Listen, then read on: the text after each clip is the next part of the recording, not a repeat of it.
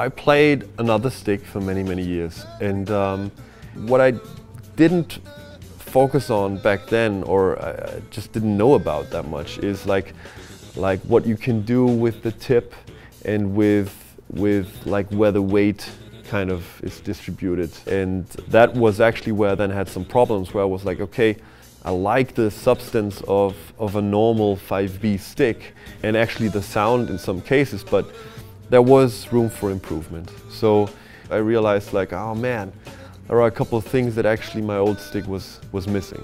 And for a time it was okay, and after a while I was like, I don't want to miss those things. I want to have them.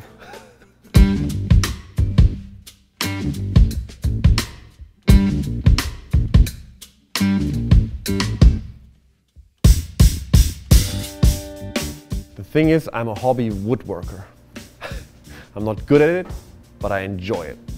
I'm very good at injuring myself and cutting myself. I'm an expert at that.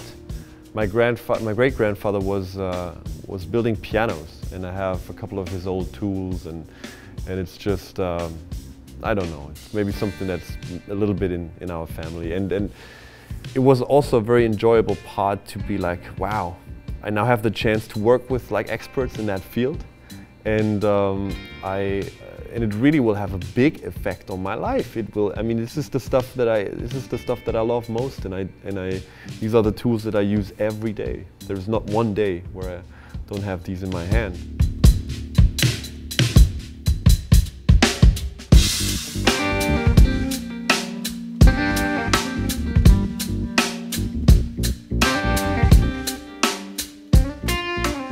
So it was really a funny thing to then like take a stick that you think like, oh, okay, it's not bad, but maybe, and then really take sandpaper and just fool around with it. It's not then perfect and not balanced and blah blah blah, but you then get an appreciation for what small changes. Blew my mind. I didn't do it in like many years, never in that detail. Like which small changes to the shape of it and to the tip, like really changed how the stick felt, completely changed how it felt. And I really got an appreciation for it, and I was like, wow, I really enjoyed that process to fool around with that material and getting that opportunity again to kind of, get it to the next level and improve, hopefully, it for other people too, but first of all, egoistically for myself. And I think we nailed it.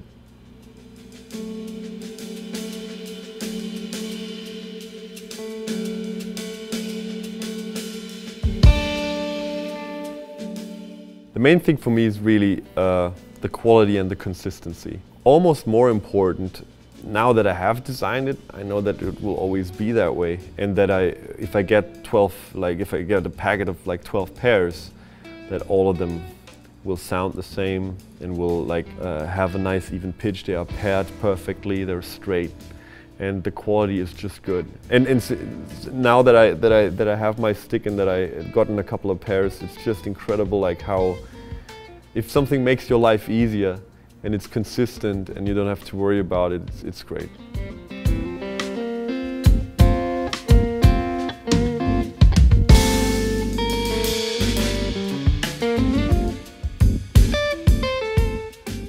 The good thing is that the small tip gets you a more drier sound almost, because it doesn't set the whole ride cymbal on fire every time. Through that you also get all the articulation much better too, so you hear all the little notes with nice high frequencies, and like that what we normally think is like the beautiful like ride cymbal sound. And you usually only get it with thinner sticks normally with a tip like that, but it's kind of a Frankenstein monster in that sense, that it has like a tip that is unusually smaller for a stick that's that thickness.